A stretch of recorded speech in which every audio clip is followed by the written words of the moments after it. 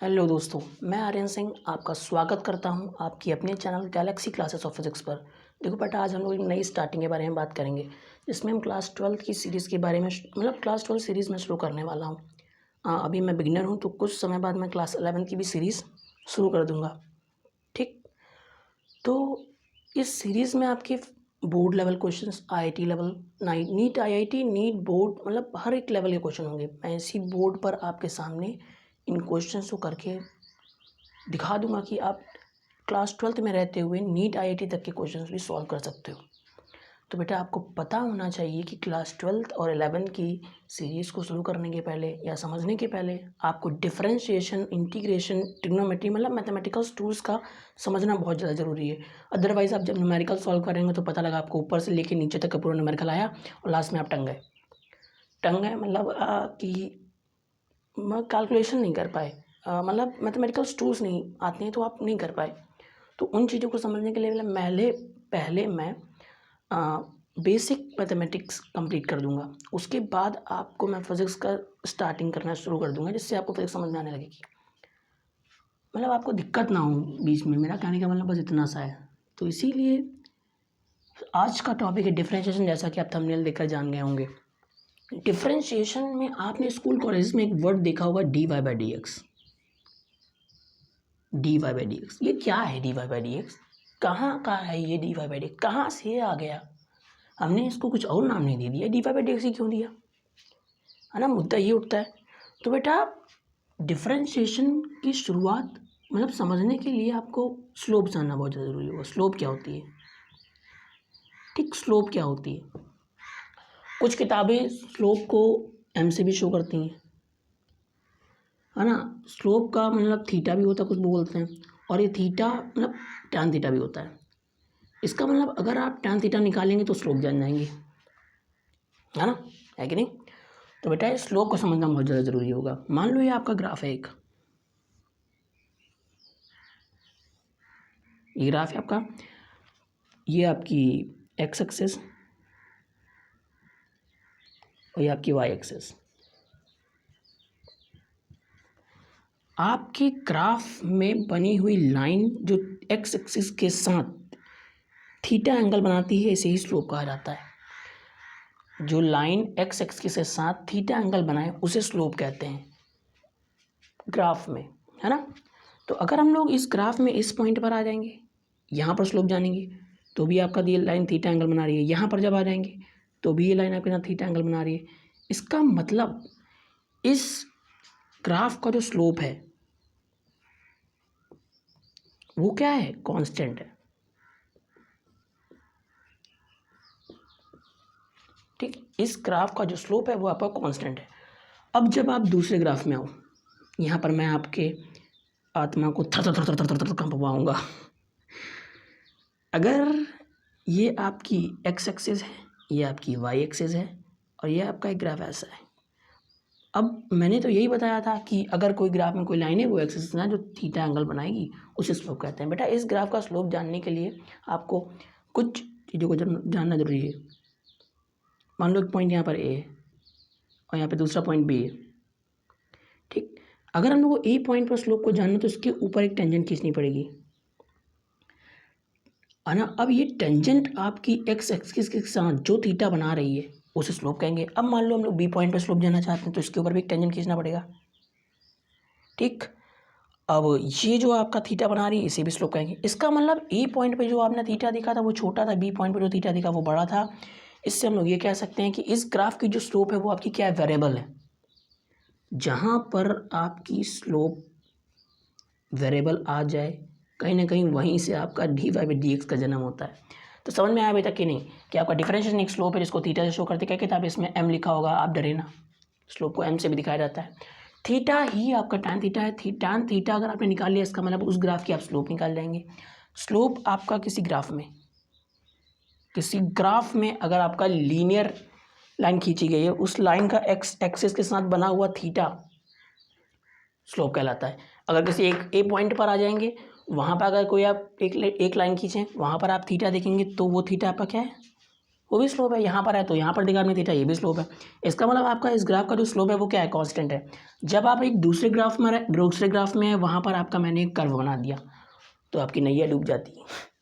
तो जब उन्होंने ए पॉइंट पे टेंजेंट खींचा, वो लाइन एक्स एक्सिस से जो थीटा बना रही थी वो छोटा था। जब उन्होंने बी पॉइंट पर एक टेंजेंट खींचा, वो लाइन जो एक्स एक्सिस से थीटा बना रही वो बड़ा था। इसका मतलब इस ग्राफ की क्या है, स्लोप वेरिएबल है। क्लियर, इतना समझ में आ रहा है? ग्राफ में स्लोप्स को कैसे पहचानते हैं ये तो समझ में आया कि नहीं? तो अब हम लोग आगे चलते हैं।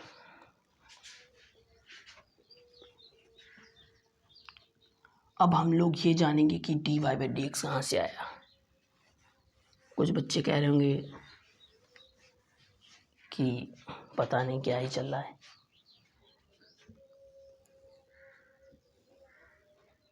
जैसे कि ये आपकी एक्स एक्सिस और ये आपकी वाई एक्सिस,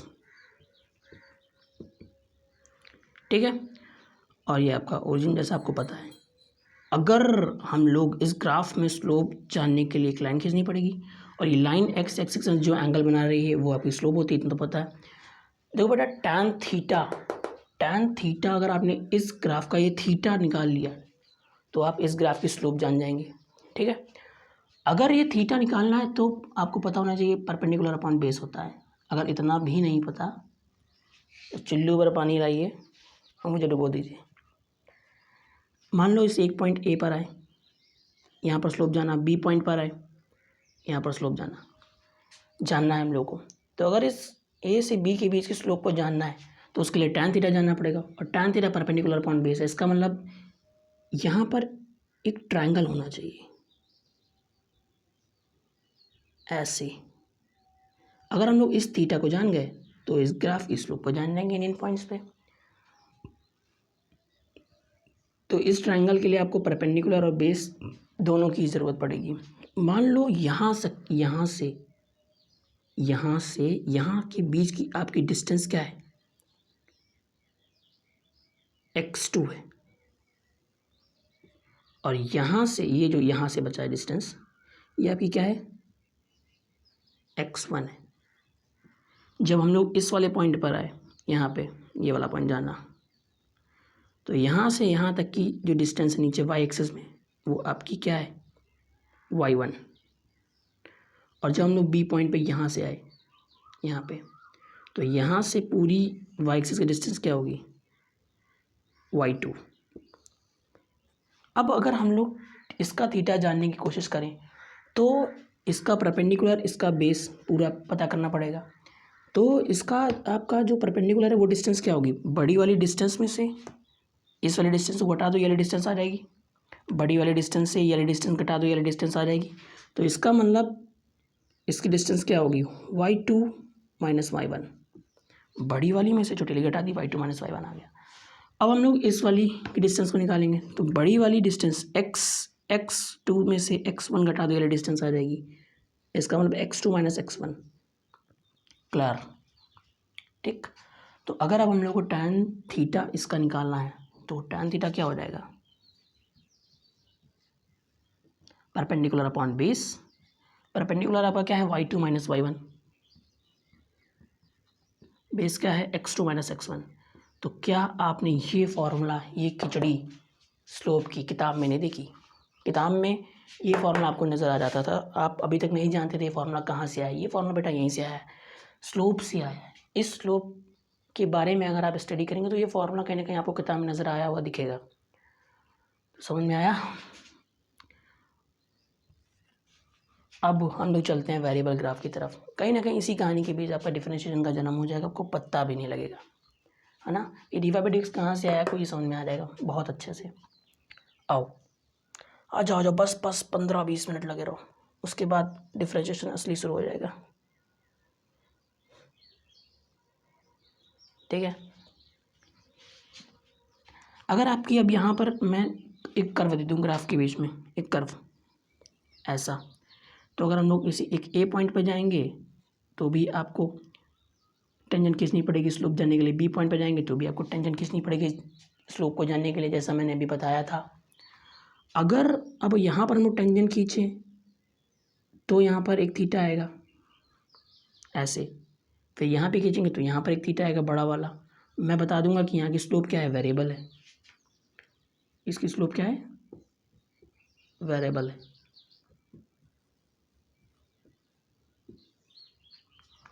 तो अब क्या करोगे, अब क्या करोगे बेटा, अगर यहाँ पर हम लोग को tan थीटा निकालना है तो उसके लिए हम लोग ऐसे ऐसे कैसे कर सकते हैं, मतलब पी वाली लाइन ऐसे खींच सकते हैं यहाँ से यहाँ तक के बीच में। लेकिन आपको ये पता होना चाहिए ये पूरा ट्रायंगल नहीं होगा, इसको यहाँ पे जूम करके लाओगे तो ये ऐसे कुछ बना हुआ है, ये कर्व है।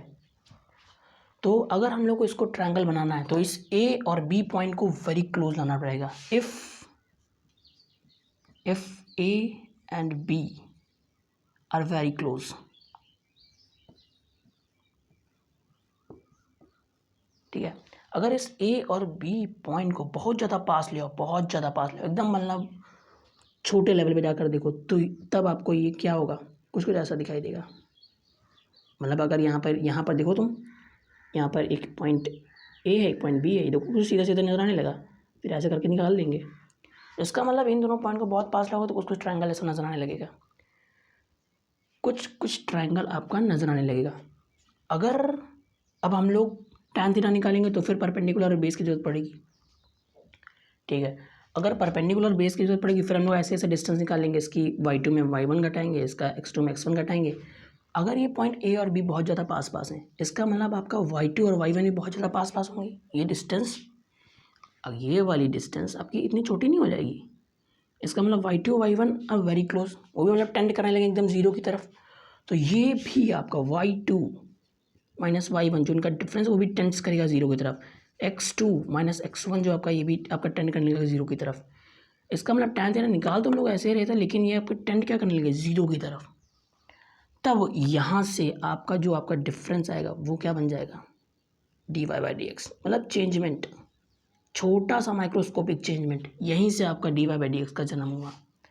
समझ में आया, dy बाई डी एक्स कहाँ से आया, जब आपकी वेरिएबल स्लोप थी वहाँ पर जाने के बाद जब आप स्लोप निकाल रहे थे तो वहाँ पर आपका जो y2 और y1 था वो कुछ कुछ टेंड्स करने लगा जीरो की तरफ, और यहीं से आपका dy बाई डी एक्स आ गया। Clear, D by d x कहाँ से है, इसकी उत्पत्ति कहाँ से हुई, जन्म कहाँ से हुई, वो मैंने आपको बताया। अब मैं आपके सामने एक फॉर्मूला लिखूंगा, उस पर बेस्ड क्वेश्चन कराऊंगा, दूसरा करूंगा उस पर बेस्ड क्वेश्चन कराऊंगा। अगर मैंने एक साथ डिफरेंशिएशन के सारे फॉर्मूले लिख दिए तो आपके सर दर्द, उल्टी, जी मछली जैसी खतरनाक समस्या उत्पन्न हो जाएंगी। तो समस्या ना उत्पन्न बढ़े इससे पहले फॉर्मूला, उस पर बेस्ड क्वेश्चन, फिर फॉर्मूला, फिर बेस्ड क्वेश्चन। तो हटाएं, साफ करें, स्क्रीनशॉट ले लीजिए। हो गया, बिगाड़ देते हैं।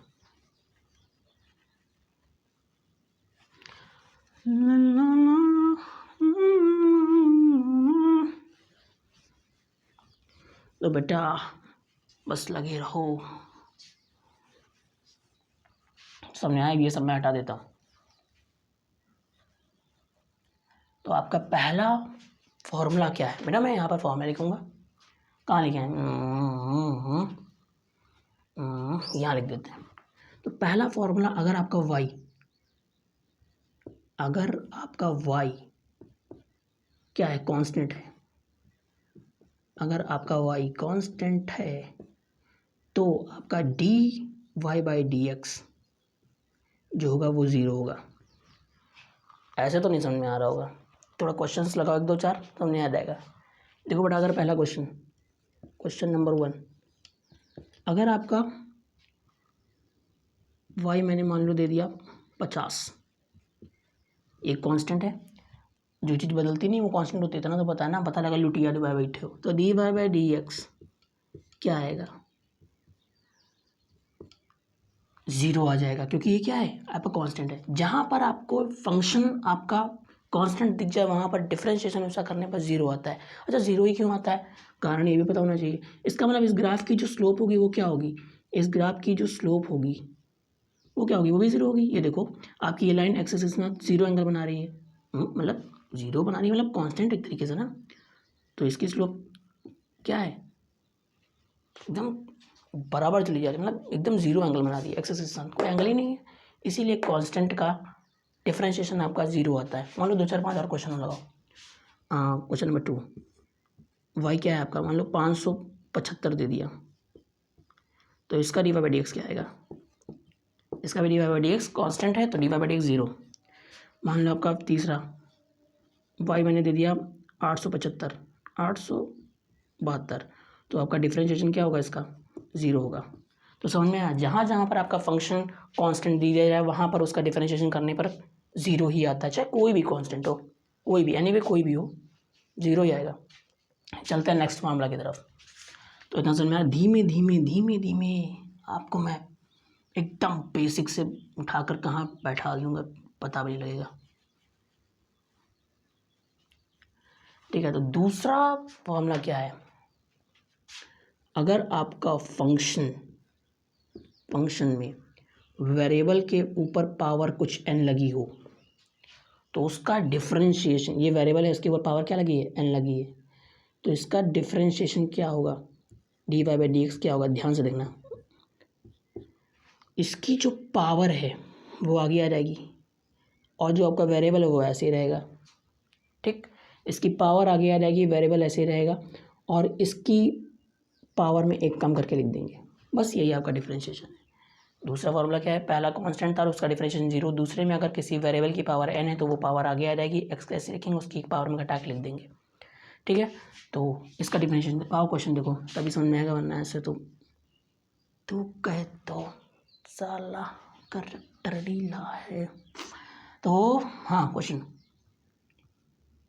पहला क्वेश्चन, मान लो x के ऊपर पावर क्या लगी है 6, ये आपका क्या है y, एक फंक्शन दे दिया है x के ऊपर पावर 6, तो इसका डिफरेंशिएशन क्या होगा, d y by d x क्या आएगा, d y by d x का क्या आएगा, इसकी पावर मैंने क्या बताई थी, ये कौन सी फॉर्म है आपकी, x की पावर n वाली है, तो इसका डिफरेंशिएशन क्या होगा, पावर आगे आ जाएगी 6, x ऐसे ही रहेगा और इसकी पावर में एक कम करके लिख देंगे 6 - 1, इसका मतलब d y by d x totally क्या आ जाएगा, d y by d x 6x की पावर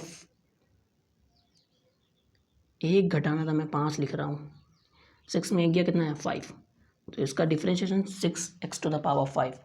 इसके लिए दूसरा क्वेश्चन लो, मान लो एक फंक्शन मैंने दे दिया, इसके ऊपर पावर क्या लगी है x की पावर 3, तो इसका डिफरेंशिएशन क्या होगा, d y by d x, power आगे आ जाएगी और x लिख देंगे और पावर में घटा के लिख देंगे, तो ये आपका इसका डिफरेंशिएशन है। मतलब कोई भी वेरिएबल दिया जाए उसके ऊपर कोई पावर लगी हो तो उसकी पावर आगे आ जाती है, उसकी पावर में घटा के ऐसे लिख देते हैं। स्पीड बढ़ाओ। तीसरा, मुझे उम्मीद है ये कि आप ये कर देंगे। ठीक है, मान लो कि x की पावर इस बार 9 दिया है, तो d y by d x आपका क्या होगा, 9 आगे आ जाएगा और पावर में 1 घटा के लिख देंगे, मतलब 8, 9 में 1 गया 8, तो ये इसका डिफरेंशिएशन है।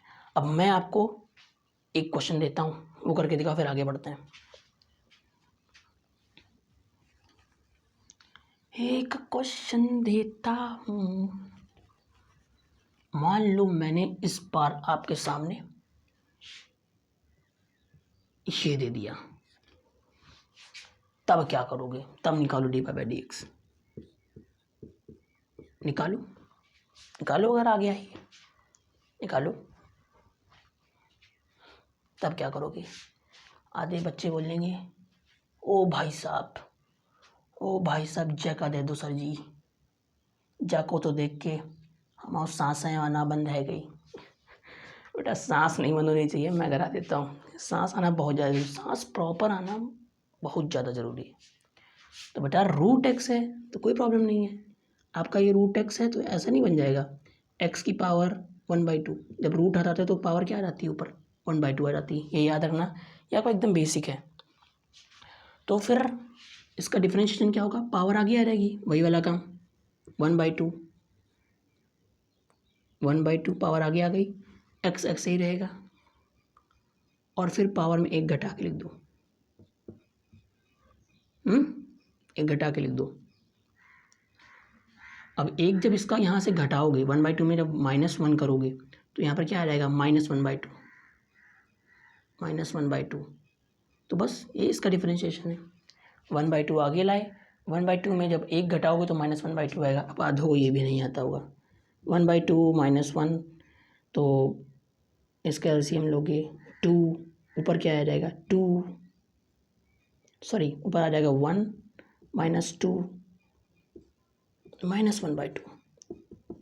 कुछ हैं आत्माएं हैं जिनको ये भी नहीं आता है, इसीलिए मैं बता दे रहा हूँ एकदम, मतलब मैं नहीं चाहता कि आपके माइंड में कोई भी डाउट रह जाए। ठीक है, अब एक मैं आपके लिए होमवर्क देता हूँ। अगर फंक्शन आपका क्यूब रूट एक्स मैंने दे दिया है तो इसका dy/dx आप नीचे वीडियो में कमेंट कीजिए क्या होगा इसका dy/dx। अब हम लोग आगे बढ़ते हैं अगले फॉर्मूले की तरफ। ओहो, मेरा अगर नीचे ये ना गिरे तो काम ही ना चले। ठीक है, अगले। अच्छा, एक और टाइप इसी में आता है। अगर मान लो इसी में ही आपका आगे 3 दे दिया जाए, 3x² दे दिया जाए, तो आप क्या करोगे? कहने को तो बनता है कि अगर 3x² आ गया तो क्या होगा। मान लो अगर ये आपका 3 एक कांस्टेंट भी दे दिया, आपका एक वेरिएबल भी दे दिया, उसके ऊपर पावर n भी लगा दी, मतलब दोनों का कॉम्बिनेशन मिला के यहाँ दे दिया, तो फिर आपका ये dy/dx क्या होगा? कांस्टेंट है तो बेटा 0, और 0 का मल्टीप्लाई किसी के भी साथ तो इसका मतलब ये भी 0। बेटा जिसने ये किया है उसके दिमाग में जबड़ा लग जाए।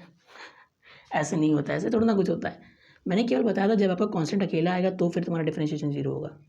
ये नहीं बोला कि अगर आप ये सब मिक्स करके आ जाएगा, रायता बन गया तो भी डिफरेंशिएशन 0 हो जाएगा, ऐसा नहीं होगा ना। तो फिर यहाँ पर 3x² क्या होगा? आप इस 3 को ऐसे ही छोड़ दोगे और ये डिफरेंशिएशन करोगे x² का, मतलब dx ऑफ x²। ठीक है, एक बार dy/dx होता था तो यहाँ पर 3 बाहर आ जाएगा, कांस्टेंट है। dy/dx जो करेंगे वो x² का करेंगे, तो dy/dx होता है y क्या है आपका? x², जिसका डिफरेंशिएशन आप करने वाले हो। ठीक है, तो यहाँ पर आपका क्या होगा? dy/dx इक्वल में 3। अब इसका आपको करना आता है, जो भी पावर हो वो क्या आ जाएगी? आगे आ जाएगी, और इस x का x ही रहेगा और इसकी पावर में 1 घटा के लिख देंगे, तो ये क्या हो जाएगा टोटल? 3 × 2 = 6x। अब आज के बाद से अगर आपका कोई भी एक कांस्टेंट किसी वेरिएबल के साथ मिक्स करके दे दिया जाए तो उसका कांस्टेंट जो होता है वो बाहर आ जाता है और डिफरेंशिएशन केवल इसका करते हैं। तो आपका डिफरेंशिएशन 3x² का क्या हो गया? 6x। ठीक है, क्लियर? समझ में आ रहा है सब कुछ? मज़ा, सब कुछ बढ़िया? ओहो, मजे मजे मजे मजे। एक और लो, एक और लो, तभी स्पीड आएगी। मान लो यहाँ पर मैंने 9x⁸ दे दिया तो क्या होगा? तो ये क्या होगा? कुछ नहीं होगा, जो होगा मंजूर खुदा होगा। ये आपका 9 आगे आ जाएगा और dx ऑफ x⁸8। ठीक, 9 का 9 ही रहेगा, ये 8 क्या आ जाएगा आपका? आगे आ जाएगा और x का x ही रहेगा। देखो 9 आगे आ गया, डिफरेंशिएशन ऑफ x⁸8 का करना है, अभी तक जैसे कर रहे थे मैंने बताया था, ये वाला फॉर्म देखो दिख रहा है। तो ये पावर आगे आ जाएगी, x का और एक पावर में घट के लिख देंगे, तो बस 8 9 जा 72 x⁸7। तो ये आपका क्या है? dy/dx। ठीक है, ऐसे निकालते हैं, बाकी कुछ नहीं है इसमें, ऐसे ही हल्का फुल्का सस्ता हलवा है। अब मैं आपको एक करने के लिए देता हूँ, एक करने के लिए देता हूँ, करके रखना, कमेंट में आंसर देना। ठीक, मैंने यहाँ पर मान लो दे दिया 6x⁸3।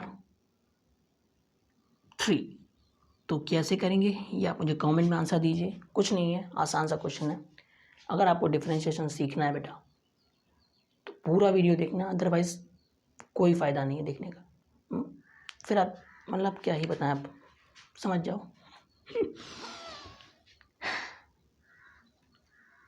मान लो अब मैं एक क्वेश्चन देता हूँ, अगर x दे दिया मैंने, अगर मैंने यहाँ पे क्या दे दिया? x दे दिया, तब इसका डिफरेंशिएशन क्या होगा? इसका dy/dx निकालो।